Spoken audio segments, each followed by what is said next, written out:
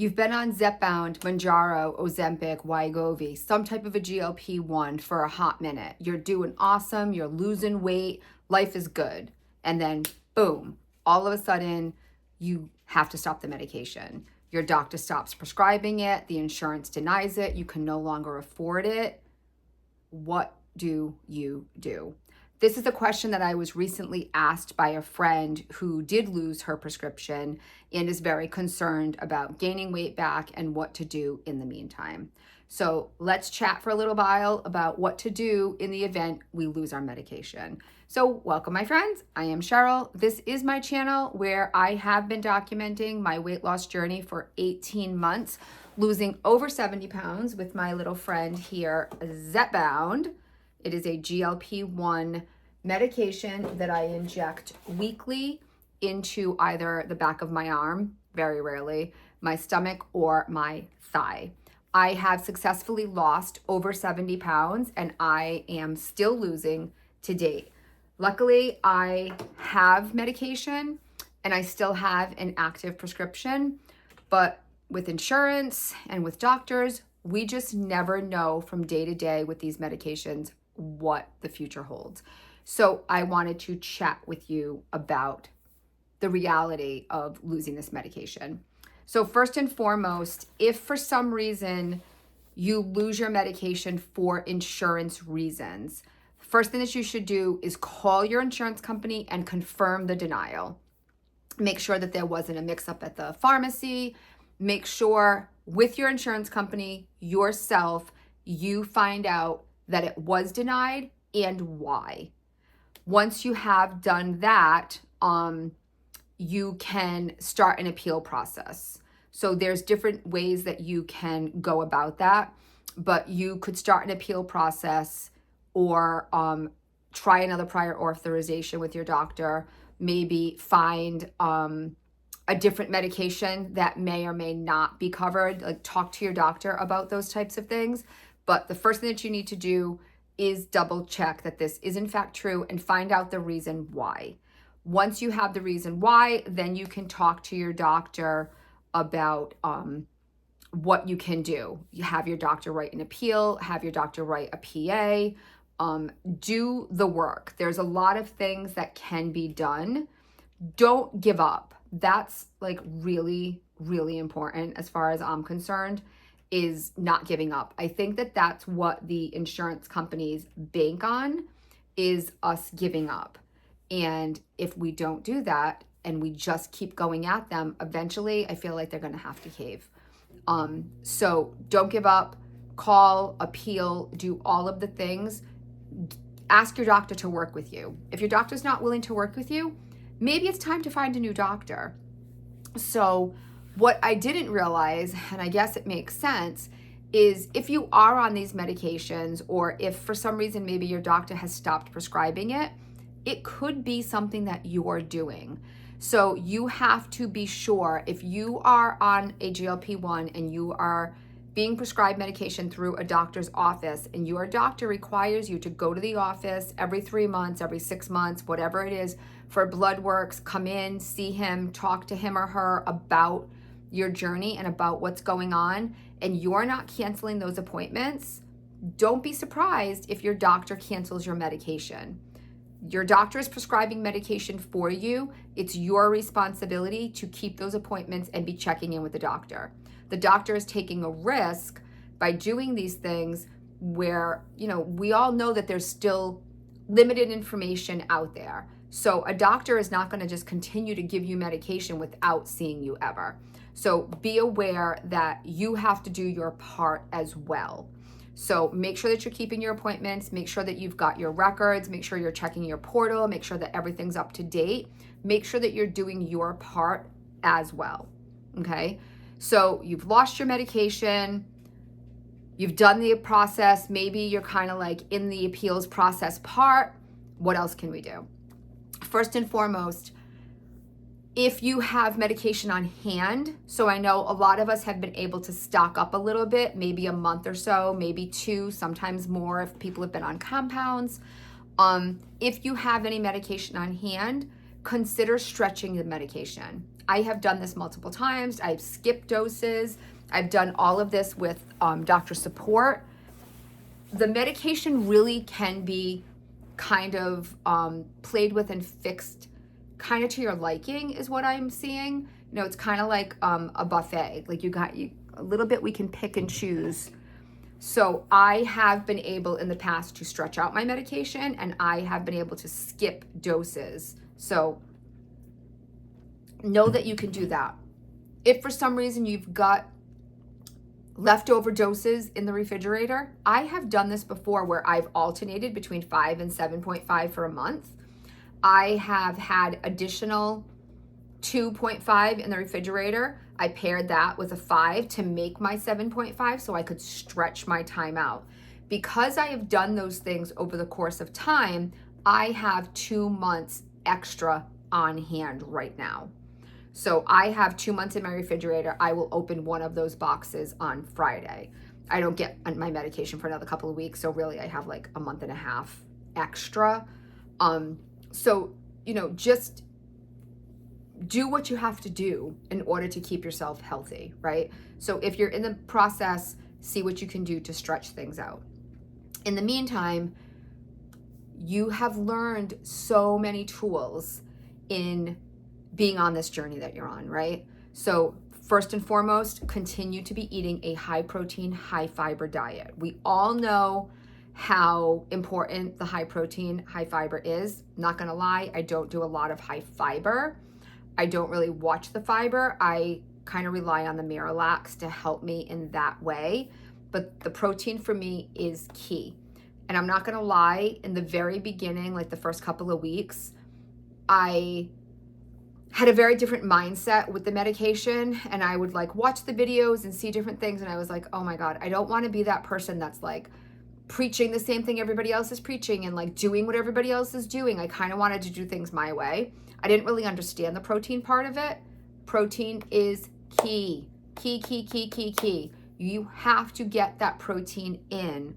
The protein is really, really important for so many different reasons, but more protein and more fiber is gonna help you be fuller longer, and the protein is gonna help to keep your muscles like stronger, and that's gonna preserve the metabolism. Same thing with strength training. Strength training is gonna help keep your muscles intact, and that's gonna preserve your metabolism to help you continue to have your body do what it needs to do.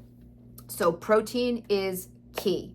I have told you over and over and over again, for me, I do 30, 30, and 30. I try to get 30 grams of protein in the AM, 30 grams of protein in the middle of the day, and 30 grams at night. So that is how I do it. That is what I am going to continue to do for the rest of my life. Why? Because Zepbound has given me the tools to know what my body needs to stay healthy and to function properly. Remember, Zepbound is a tool that you are utilizing to help you figure out what a healthy mindset looks like and what healthy choices are, and all of these things that we just didn't really know until Zepbound helped us figure it out. So high protein, whole foods, like keep your diet in check. You want to have your high protein, you want to have your whole foods, lean protein, vegetables, fish, fruit. Obviously, we're limiting our processed foods, sugary foods and drinks.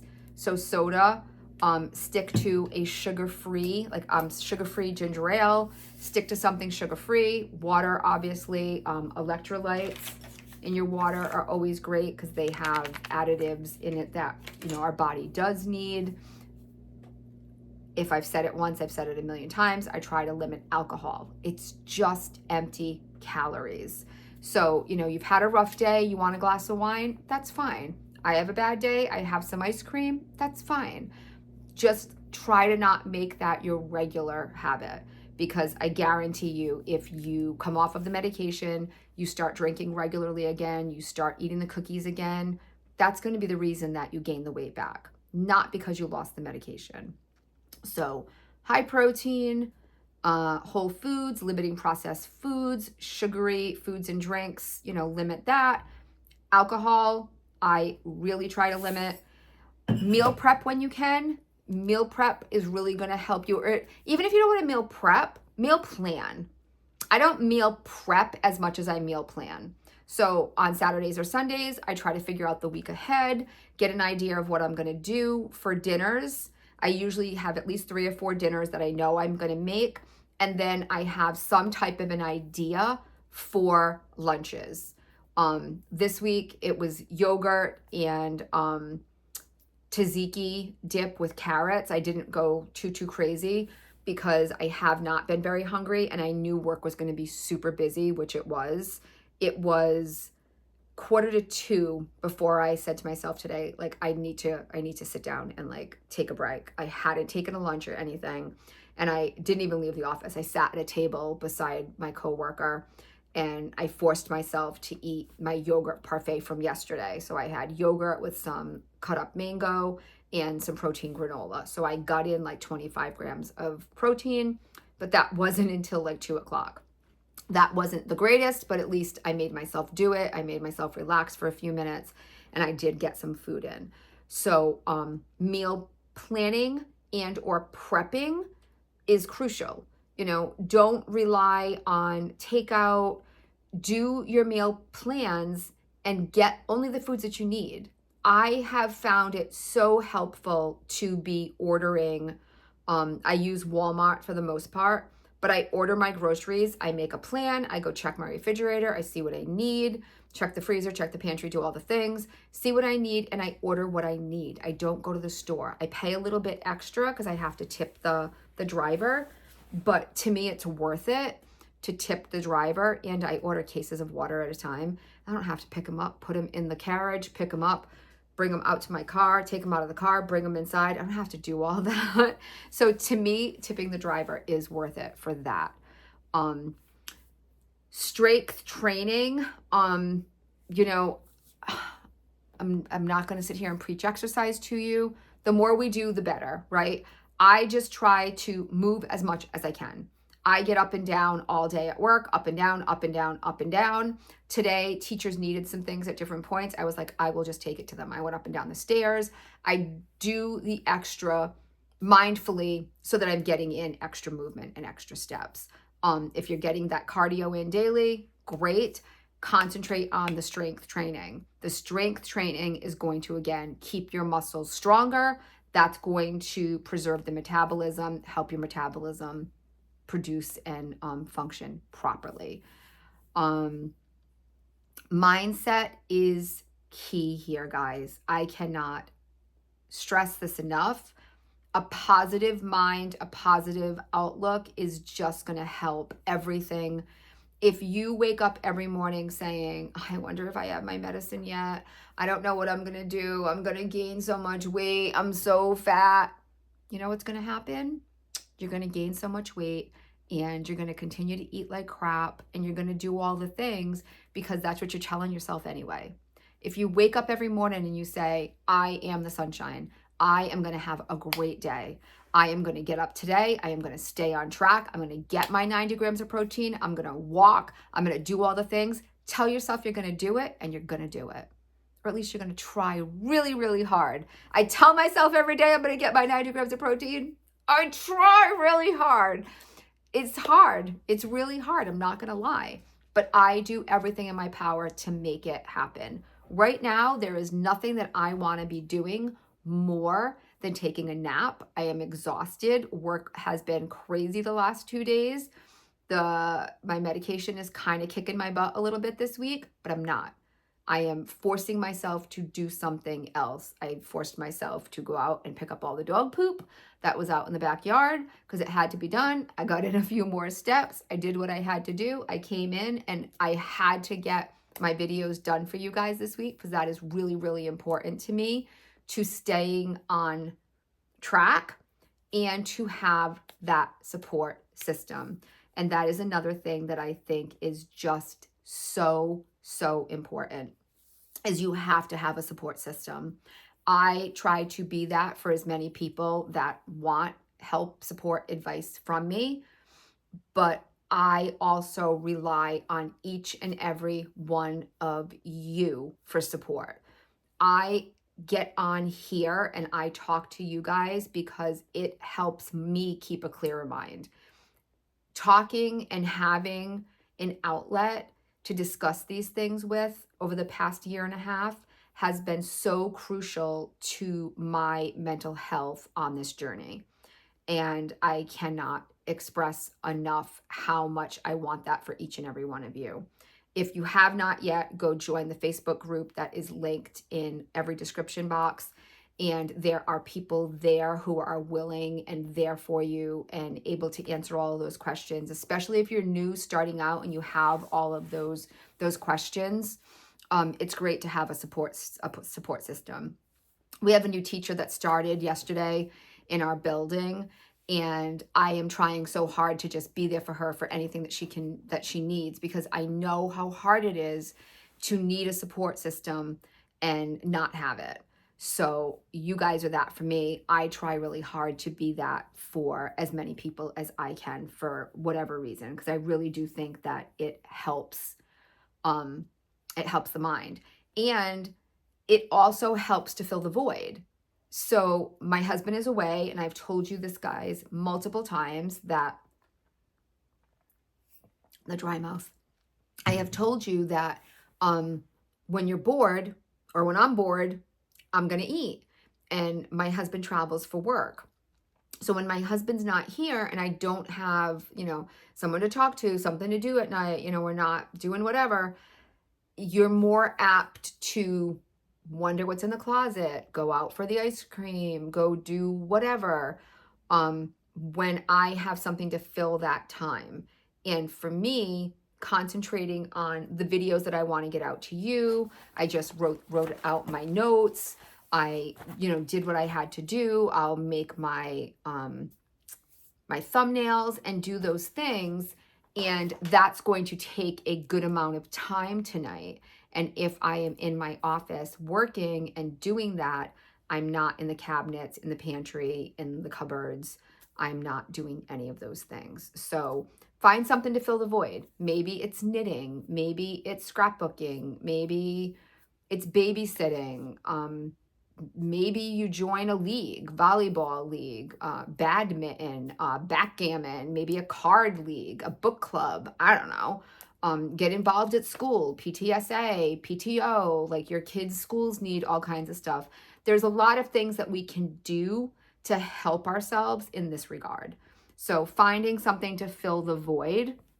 Another thing that I have found extremely helpful that is still very difficult in my household, I try very hard to eat slower. This is something really bizarre to me, because I guess it's because I live with all men. I don't know, but the men in my house, my husband and my son, eat so fast. I've taken 3 bites and they're done. And I'm like, and then I hate to eat by myself. So I'm like sitting there because I'm trying to eat my food slowly. Excuse me.